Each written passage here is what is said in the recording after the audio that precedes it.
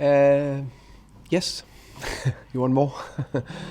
Yeah, it was. I said to the players before this game that we had to top perform. Maybe put our best performance out there because I think Arsenal have been so good this year. And I think we are very close to that. I just said to the boys in there, I just said, wow, what a performance. I know you can't celebrate a point. No one will. I'll never allow myself to celebrate a point, no matter who you're facing. You can be happy for a point, but celebrate that very good performance. And I think it was clearly more than well-deserved point. And I think it should have been now a win. I think it should have been us. If you look on the big chances, we had 3 massive chances first half, where if we are 1-0 up, then everyone knows that we are a little bit more difficult to play against. Of course, when you go 1-0 down, I know, then you need to have take everything into context. So that's why maybe it was a well-deserved point. But coming here, going 1-0 down, Chris just told me, I think it's the first time in a year where Arsenal, after they come in front, lost points.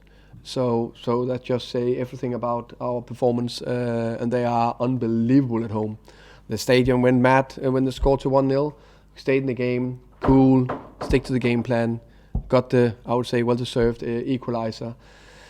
Yeah, that's very impressive against an Arsenal team that I think is very, very good. And they of course they're top of the league. They're favourites to win the title, and I think they will. Mikel said that your goal was offside. Yeah. It should have been disallowed, but you looked at it and you didn't care. Yeah. I mean, I think every week there is VAR decisions that are going marginally one way or another. I agree that when they kick the ball, Ethan is in offside position.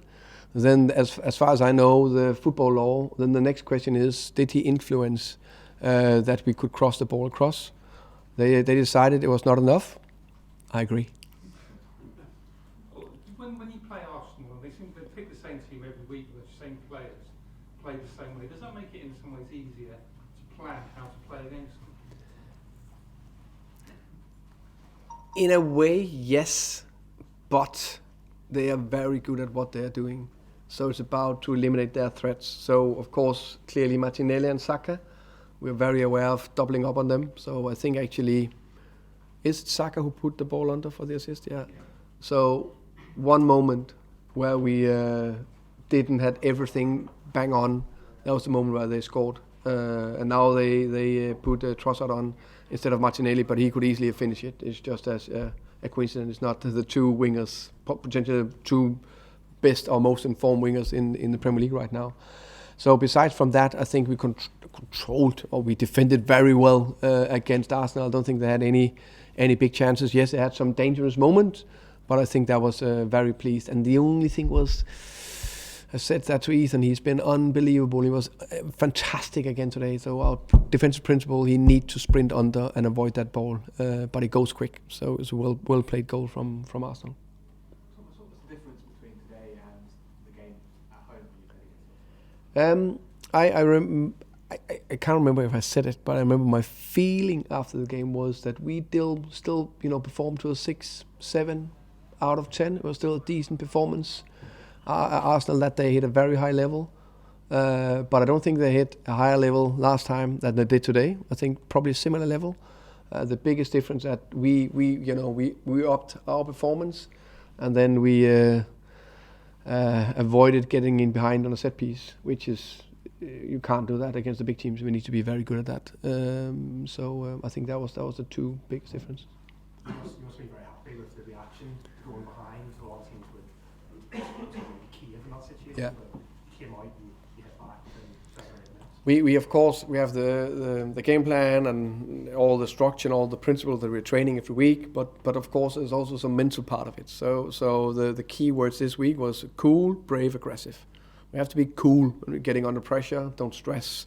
Need to be brave. Allow us to play. Brave to be high pressing sometimes, and of course be extremely aggressive in the duels. I think it's actually words for every team because we're pretty basic, but you need to do it. And the coolness was key. I think the coolness after getting 1-0 down, staying in the game, doing the right things is key. Thomas, 10 games unbeaten in the league now. That's a quarter of the season. What's kind of the secret behind it? Is that kind of sunk in that you've just got a point away at the league leaders and it's now 10 games unbeaten? Yeah, we have this secret sauce at the training ground that we give to the players every lunch. No, I wish it was that. That would be a good story. It's insane in many ways. Insane that it's possible for us with the second lowest budget to be unbeaten and all 10 games well-deserved wins or draws. It's not like we are crawling over the line and blocking with the head, the feet, everything, and then we have one shot and win. That's maybe even more impressive. It's in that way. I think we built a strong culture over the not only the years in Premier League and in Championship as well, with a lot of the same players that are developing and adding layers. I think that's part of it. I remember the game in September afterwards, you were kind of raving about Saliba and saying that he's really impressive and he'll be the future of France's defence. Felt like Ivan had a fantastic game against him today, so I just wondered from your perspective, what was your kind of view of Ivan's performance? I think Ivan was very good. You guys know I'm a big fan of Ivan. Fantastic player and person. I think he played a below average game last week against Southampton. He knows that himself, so we've been speaking about that. Against Bednarak and Salisu, they had actually they were on top of him. So we spoke about it on Monday, so you need to prepare for these two centre-backs because they have been fantastic this season, Saliba and Gabriel. So he was definitely, he's always on it, but there was an extra edge to him today, and he deserved a lot of praise. Thomas, David Raya came over to the sidelines quite a few times. Was that a tactical message or was that an injury problem by any chance? Just tactical. A few bits in terms of goal kicks, what do we do there, and a few bits on defensive area. Tom, I'm sure you, as part of your preparation of this game, would watch the Everton-Arsenal game from last week. Yeah. Did anything that Everton did you try to replicate today, having seen how they got at Arsenal? No. What I did was I watched our last two games against Arsenal. So the game 1 year ago, the game in September, because that's us and our game plan, and we've been quite good at that. Then I actually watched bit of our game against City, even if then I watched 20 minutes of the Newcastle game here. There was one more game I watched, I can't remember, but actually not the Everton game. I saw it, before our game last time, so I didn't saw it, but I followed, and then I could see the structure he was trying to do. Sean Dyche, very, very good. So I knew we would do bit of the same game plan, just different structure. Thomas, could you tell us about the goal celebration or the message that was? Yeah, I think that's. I know we are, Arsenal is playing for the championship, and that's of course hugely important. But for the tribute that the players themselves have found out I didn't know about it actually. They found out and give that to Sergi. For that itself, I think it's fantastic that the goal stands because it was a very sad moment that when Sergi's mom passed away, he was very close with her. I said to the players that remember to worship and cherish life because it goes so quickly, and call your mom and tell you love her. What's the ambition now, Thomas, for the rest of the season? I mean, you're not far off the European places. Is that an achievable target? We want to end as high as possible. We sent that before the season.